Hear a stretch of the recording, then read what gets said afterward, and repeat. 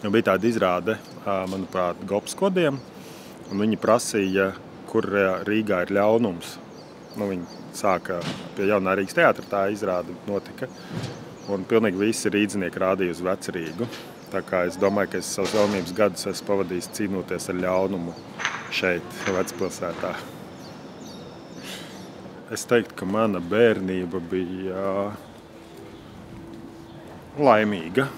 Bērndārzā gāju 1 gadu, 6 gadu vecumā. Tā laikam bija obligāta prasība, ka tā ir jābūt. Un mana mamma, tajā laikā viņa vienlaicīgi strādāja Kuģniecības muzejā un vienlaicīgi bija tā bērndārza vadītāja. Un man ir pirmajā dienā aizmirsa bērndārzā. To es reāli atceros, un cik es zinu, tad vecmamma bija tā, kas bija kaut kādiem 9 paprasījusi vakarā, vai kāds ies pakaļ tam bērnam vai neies. Man negribējās iet armijā. Un tad viens no veidiem, kā neiet armijā, bija mācīties.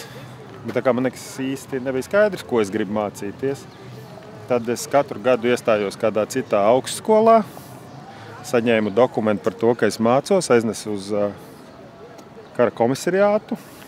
Varbūt viņš jau saucās savādāk tad brīdī.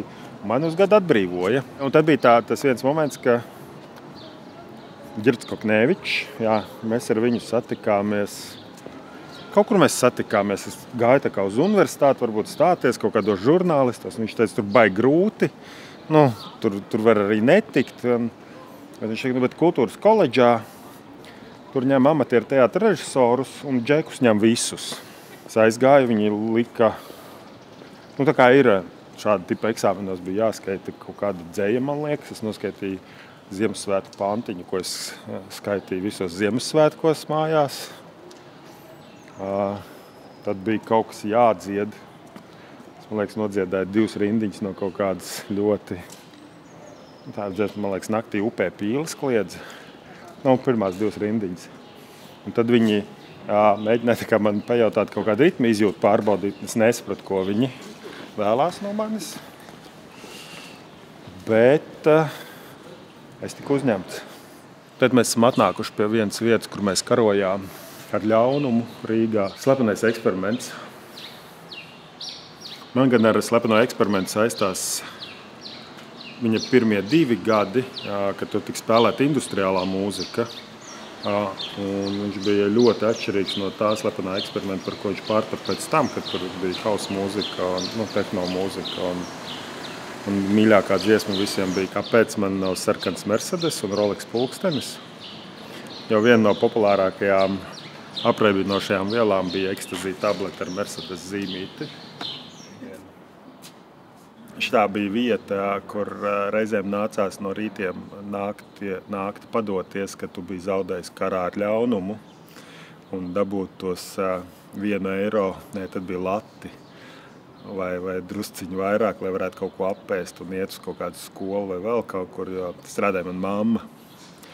Un reizēm bija atkal tāds reizes, kad bija jāmēģina netrāpīties mammai ceļā, kad viņa devās uz darbu un tu no cīņas gāji uz vilcienu, lai brauktu uz Ogri. Bet, pateicoties šai vietai, man ir vienlaicīgi ļoti liela interese par vēsturi, ko var kaut kādā ziņā redzēt arī izrādēs, ko es taisu.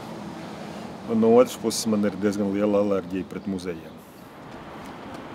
Tad vienkārši bija klubs. Man liekas, labākais klubs, kāds ir bijis. Pirmā saskara man bija ar Pifu, kā, man liekas, lielākajai daļai. Es esmu pirms gadiem 40 bijis vienā no pirmajām Pifa izrādēm. Leļu teātrī es taisīju izrādi Kāzas kaut kādus 15 gadus atpakaļ, 10 gadus atpakaļ. Pēc tam, kad es uztaisīju to izrādi, man bija diezgan tāda, es nevaru teikt skaļa vai vēl kaut kāda, bet man bija tāda pārliecība, ka es atgriezīšos teātrī kā vadītājs. Bet es konkursam pieteicos pēdējā dienā. Es nebiju pārliecināts, vai es gribu būt direktors. Es teiktu, ka man šobrīd nav brīvā laika, gan drīz nemaz. Vai tas brīvais laiks Es dzīvoju Cēsīs. Man ir jāceļās ap 6, lai es būtu Rīgā ap 9. Un, ja es vēl palieku kādā vakarā uz izrādi, tad es esmu mājās ap 11, 12, un es jau guļu pa maz. Līdz ar to, un vēl sestdien, svētdien, ja tu aizies kādu izrādi vai pasākumu vai vēl kaut ko tur vispār. Es teiktu, ka šobrīd man būtu vispār jāpārdomā, kā es dzīvoju. Paldies. Tā nevar būt, ka nav nekāda pienākuma. Es neko nedaru. Tad es neko nedaru. Ja es esmu mājās, tad mēs ar sievu un bērnu vēl ar kādu varbūt aizbraucam kaut kur uz kaut kādām takām pastaigāt vai turpat pie mājas izējam pastaigāties. Aizbrauc uz baseinu, papeldēt vai uz ezeru vasarā.